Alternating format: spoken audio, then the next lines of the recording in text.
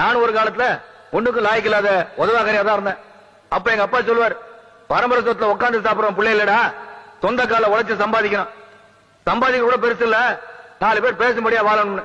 அவர் சொன்ன அந்த வார்த்தை தான் எனக்கு உழைப்ப கத்து கொடுத்தது. அவர் சொன்ன அந்த வார்த்தை தான் என்ன முன்னேற தூண்டுச்சு. புலி விழும்போது வழி நடந்த எந்த கல்லும் சிலையாக முடியாது. ஏறி விழும்போது கஷ்டம் நினைக்கிற எந்த நிலமும் விளைஞ்சு நிக்காது. அதே மாதிரிதான் அப்பா கோவப்படுறதையும் திட்டத்தையும் தப்பு நினைக்கிற எந்த பிள்ளையும் முன்னுக்கு வர முடியாது.